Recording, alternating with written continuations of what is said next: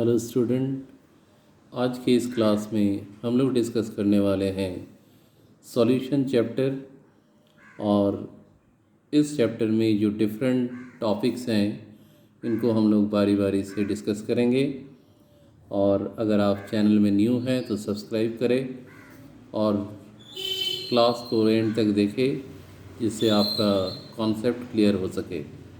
तो आज के क्लास में हम लोग डिस्कस कर रहे हैं सॉल्यूशन चैप्टर में कुछ वर्ड्स, कुछ टर्मिनोलॉजी का हम लोग यूज़ करते हैं। और वो क्या है, जैसे सॉल्यूशन जो है ये कम्बिनेशन होता है सॉल्यूट और सॉल्वेंट का। सॉल्यूट को हमेशा बी से रिप्रेजेंट करते हैं, सॉल्वेंट को ए से रिप्रेजेंट करते हैं। इसके बाद नेक्स्ट पॉइंट पर आते हैं total number of moles in solution. ये होता है NB प्लस Na, यानी number of moles of solute और number of moles of solvent. फिर आते हैं number of moles of solute को डिनोट किया जाता है NB से, number of moles of solvent को डिनोट करते हैं Na से। वेट ऑफ सॉल्यूट जो है इसे डिनोट किया जाता है WB से, वेट ऑफ सॉल्वेंट को WA से। मॉलिक्यूलर वेट ऑफ सॉल्यूट को हम लोग रिप्रेजेंट करते हैं MB से और मॉलिक्यूलर वेट ऑफ सॉल्वेंट को डिनोट करते हैं MA से। अगर मान लिया जाए कि NaCl का मॉलिक्यूलर वेट फाइंड करना है तो इसमें हमें क्या करना पड़ेगा, atomic weight of sodium plus atomic weight of chlorine. Sodium का एटॉमिक वेट होता है 23, क्लोरीन का होता है 35.5। सॉल्व करेंगे तो आ जाएगा 58.5 ग्राम पर मोल। यानी एक मोल सोडियम क्लोराइड का जो वेट है वो है 58.5 ग्राम पर मोल। इसके बाद हम लोग आते हैं एक और टॉपिक पर, methods of expressing concentration of solution. Solution के कॉन्सेंट्रेशन को एक्सप्रेस करने के लिए या तो मोलारिटी का यूज़ किया जाता है या मोलालिटी का यूज़ करते हैं या मोल फ्रैक्शन का या PPM stands for parts per million या नॉर्मलिटी का यूज़ किया जाता है। और दो, मास परसेंटेज, वॉल्यूम परसेंटेज। यानी there are 7 different ways by which we can express the concentration of solution.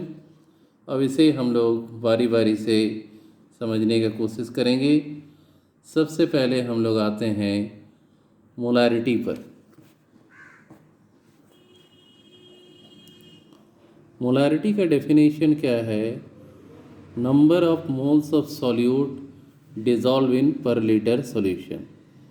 तो NB number of moles of solute dissolve in per litre solution. ये मोलारिटी का सिंपल फॉर्म है और molarity को M से denote किया जाता है। यहाँ V क्या है, वॉल्यूम ऑफ सॉल्यूशन। यानी अगर डेफिनेशन लिखने के लिए दे तो हम लिख सकते हैं number of moles of solute dissolve in per litre of solution is known as molarity. Molarity find करने के लिए एक फार्मूला और है, that is WB into 1000 by MB into volume in ml। और इसे जब लीटर में करेंगे तो WB by MB into volume litre में। और हम इसको हम लोग ध्यान में रखना है कि NB इक्वल टू होता है WB weight of solute bye molecular weight of solute. जिसके कारण ये इक्वेशन चेंज हो जाएगा। m is equal to NV/V पर लीटर। यानी हमने इस इक्वेशन को प्रूव भी किया और मोलारिटी का एक और मेथड बताया जिससे मोलारिटी को फाइंड आउट किया जा सकता है। तो this is the story of molarity. अब हम लोग आ जाएंगे नेक्स्ट टॉपिक पर, और वो क्या है, मोलालिटी। मोलालिटी को हम लोग स्मॉल m से डिनोट करते हैं, और मोलालिटी का डेफिनेशन है number of moles of solute dissolve in per KG of the solvent.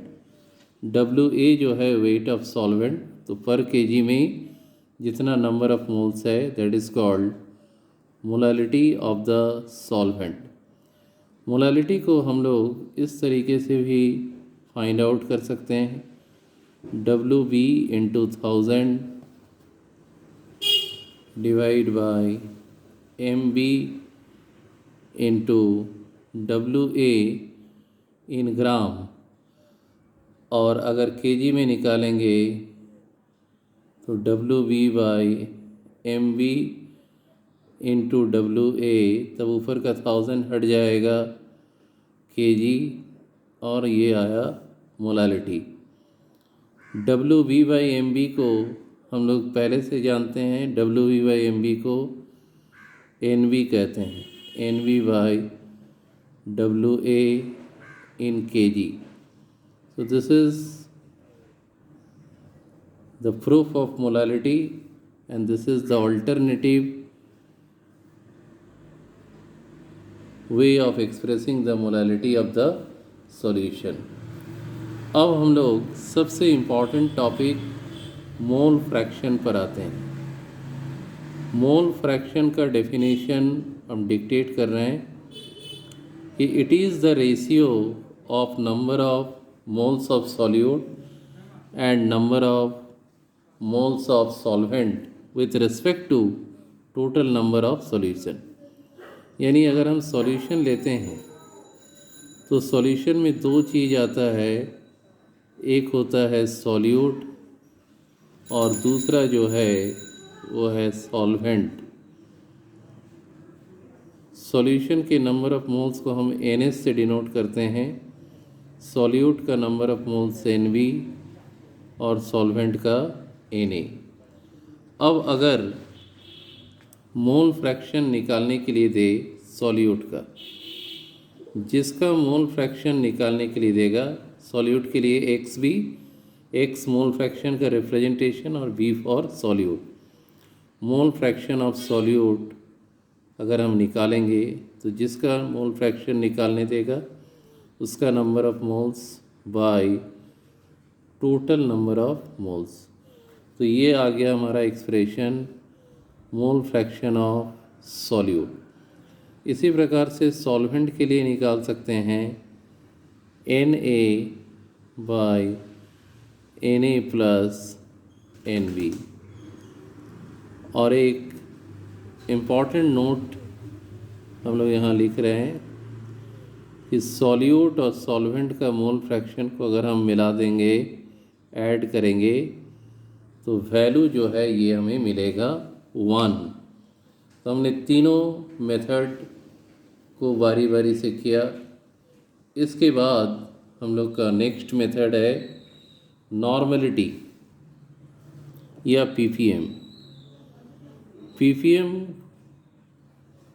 को डिफ़ाइन करते हैं पार्ट्स पर मिलियन, और it is defined as the number of moles of solute present in million parts of solution. तो यहाँ पर इसको निकालेंगे number of solute by total number of moles by total number of moles in solution into 10 to the power 6। यानी million part में solute का कितना part present है उसको निकालने के लिए पीपीएम का यूज़ किया जाता है। इसके बाद हम लोग आते हैं नॉर्मलिटी। नॉर्मलिटी को एन से रिप्रेजेंट करते हैं और इसका डेफिनेशन ये है कि gram equivalent of solute, gram equivalent of solute dissolve in per liter of solution is known as normality of the solution. Normality is defined as number of gram equivalent of solute dissolved in per liter of solution. And now gram equivalent equal to weight in gram of solute divided by equivalent weight. All of you have gone through how to find out equivalent weight in class 11 as well as in class 12. So from there you can understand this. So this is the normality, and finally mass percentage. Mass percentage is defined as mass of solute or weight of solute present in total weight of solution. When find out in percentage form, then it is called mass percentage. For example, mass percentage of solute, if you want to find mass percentage of solute, so WB by WA plus WV into 100. Similarly, if you want to find out mass percentage of solvent, then for solvent it is WA by WA plus WV into 100. So by using this formula, we can easily find out the mass percentage of solute as well as solvent. And now the last one, and that is volume percentage of solute. This is also similar to that of mass percentage. Volume of solute by total volume of solution into 100, and similarly volume percentage of solvent, this is VA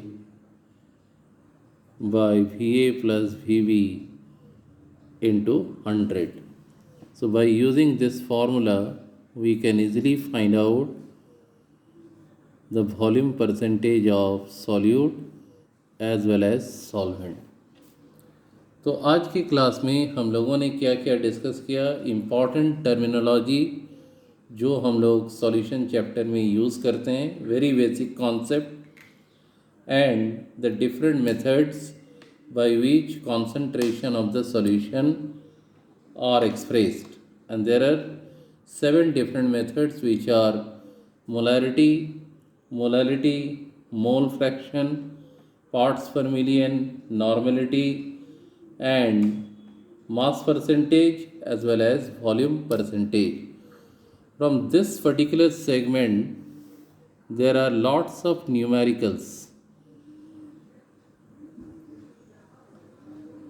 which you have already solved in class 12, but here again you have to pick some important numericals based on concentration of solution, based on concentration of solution.